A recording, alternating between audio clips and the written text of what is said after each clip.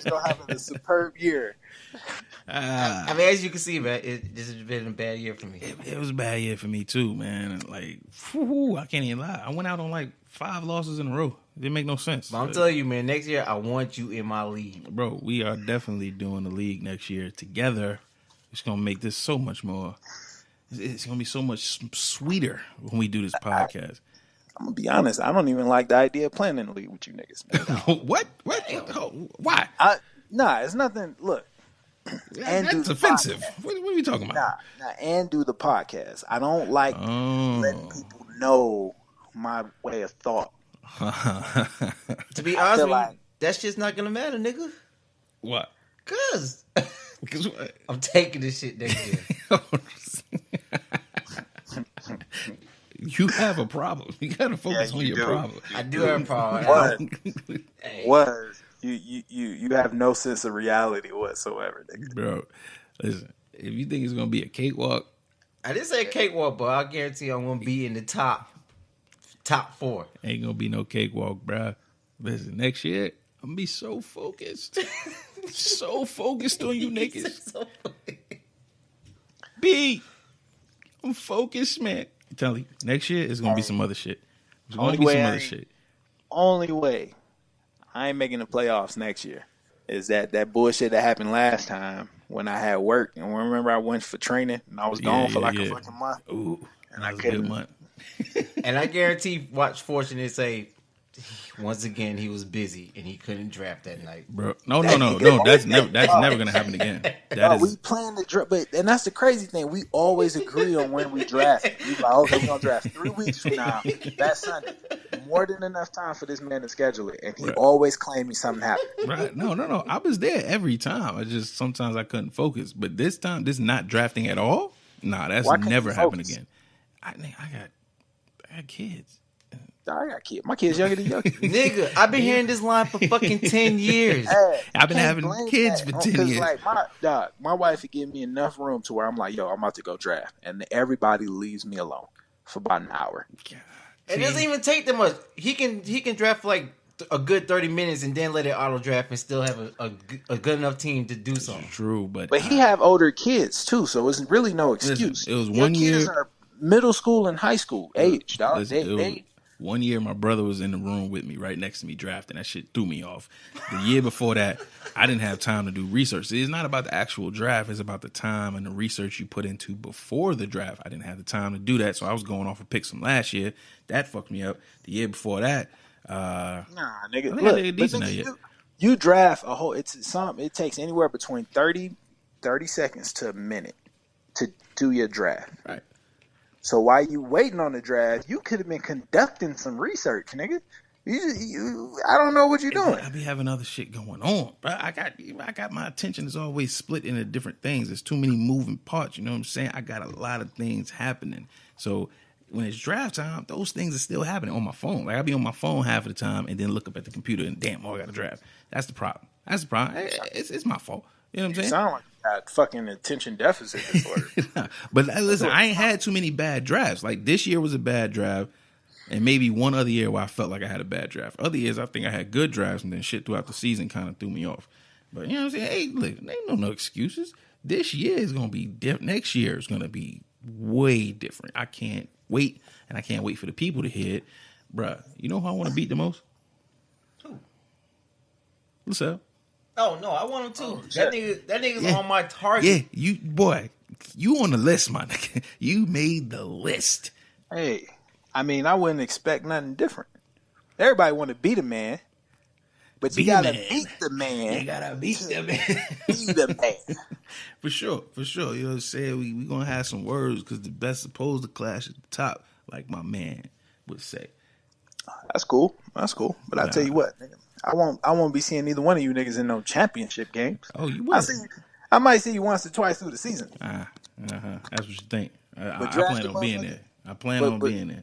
Nah, T-Money taking fucking Martavis Bryant first round. Hey, I believe in him, man. I believe in him. Bro, we gonna see about it. We definitely gonna see about it. All right, shit, Martavis Bryant, guess what?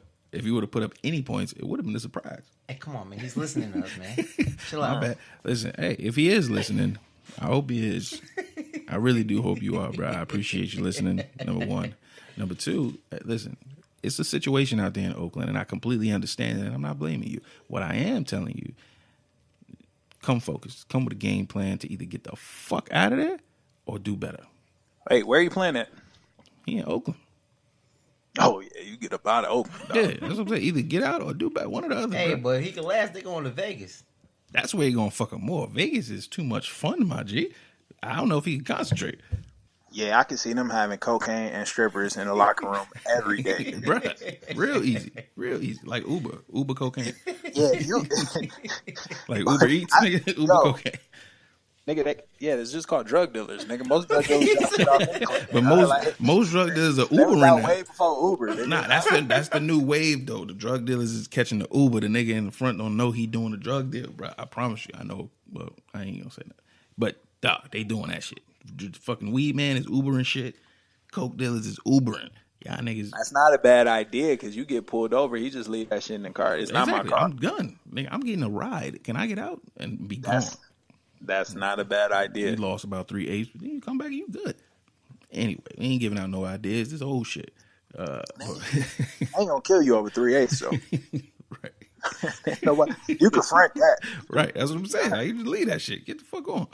Yeah, Martavis Bryant, yeah, he probably might try If to you start are up a a business. borderline player that can't stay out of trouble, Vegas is not gonna be the good spot for them. Actually, I think they gonna. I don't think they gonna get better in Vegas. I think they're gonna be worse in Vegas. Me I think too. eventually they're gonna move back to Oakland.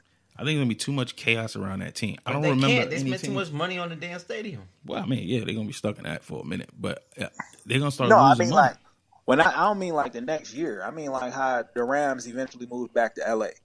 Right. But You I know don't what I mean? think How the Browns eventually moved back to Cleveland.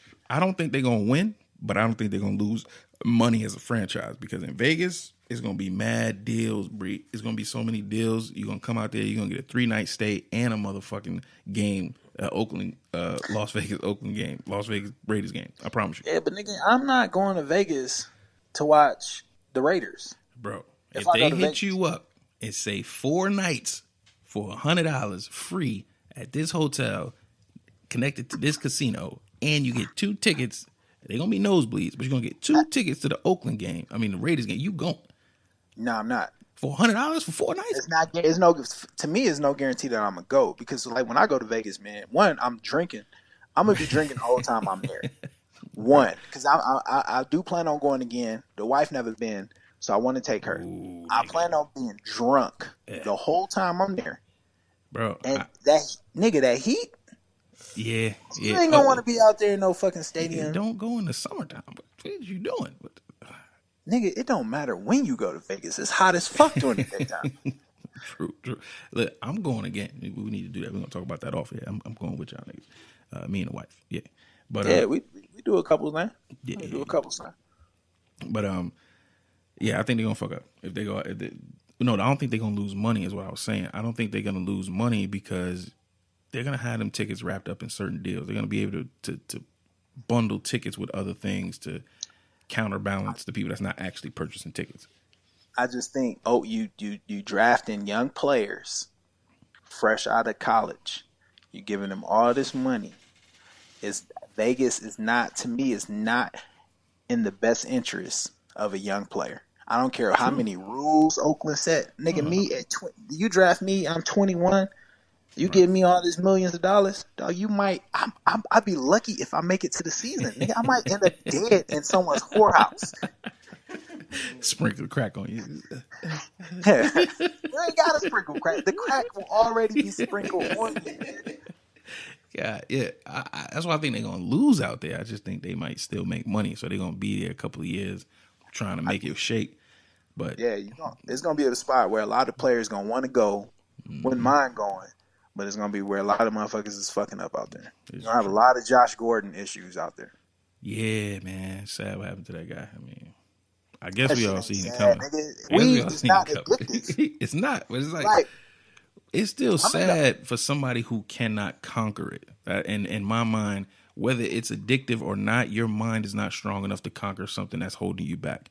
That's why I'm like, that's sad. That part is sad. I would say that's true. I will also say that the weed isn't addictive, but the addiction is mental. I think most addiction is hereditary. So I do take that back, saying that you can't get addicted to weed. You get addicted to anything. If your mind weak enough. But it's the chemicals in the coke though that gets people. Not the coke. No, I'm talking about the weed. He got fucked up off weed. Like he's done because he can't stop. I'm sure he's doing more than weed too. Yeah. No, well they're reporting weed, so we can just really go off of what we know. Yeah. But I don't feel like alcohol. Like for me, I think if you have an addictive trait, you can inherit that. So like, if your dad was an alcoholic, normally they say that next line as an alcoholic suffers from alcoholism. Right. You know what I mean? And I think most it's just a trait that you pick up, and it's not you addicted to alcohol. You just have an addictive personality. Right. You can't stop. Like you can't stop doing something you enjoy. See, now we gonna have to cover this on our new show because I think that is bullshit. Me personally, I don't think addictive. There's such thing as addictive personality, or you can inherit. I don't think you can inherit addictive personality, and I'm on the fence about an addictive personality actually being a thing. I think you're wrong about that. I've witnessed this shit. Yeah, so fuck science. I haven't read it.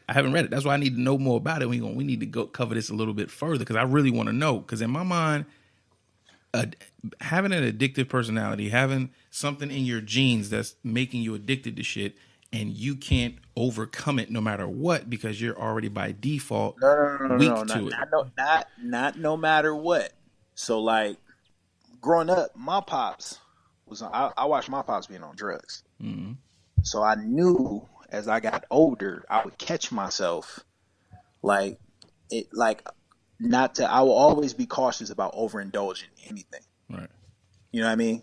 Whether it was like females or it was alcohol, just because I felt like I could go there. You know what I mean? Mm-hmm. So I won't say no matter what.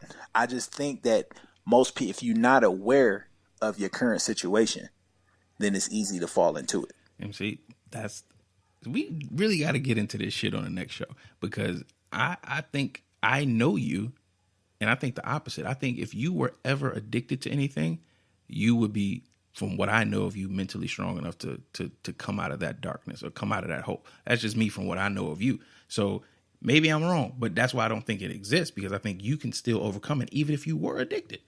Nigga, I'm doing crack right now. What are you talking about? I don't know. I believe that no matter what, your personality and what I know of you wouldn't be stuck on that forever. I think my personality allowed me to assess my situation and be like, okay, that's not how you want to be. Right. But I think a lot of people don't really have that option. So you can't always like, everyone's different, man. You can't get everyone that same notion to where I had to stop doing that. The more I start managing people, I can't manage people with the same expectations that I have of myself because they're not, you know what I mean? They're not me. Yeah. And everyone have their own little things going on, man. But I've seen it. People need different things to overcome. Like everybody don't need the same support. Everybody need different kinds of support. Exactly. So you get people like I got a homeboy that he's not in his son's life, and he blame it on his dad not being in his life. Well, I don't know how to be a father.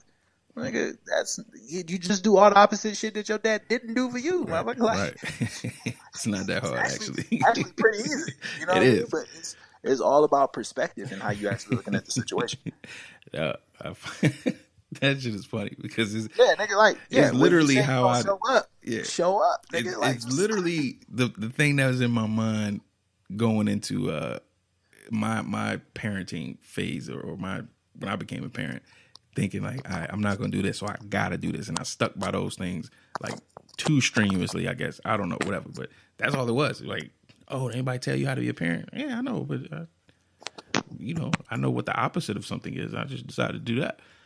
Yeah, exactly. Like my dad used to be like, he promised all kinds of shit, and when it came time to deliver, he never followed through. Right. So I just made a point to never do that to my kids. And worst case, they get a we'll see out of me, or I'm quicker to say no and then surprise them and give them what they was asking for. So like my son was asking for a Switch all year. Well, after my wife asked for it, but That's neither here nor there. So Christmas Day show up. He opened up the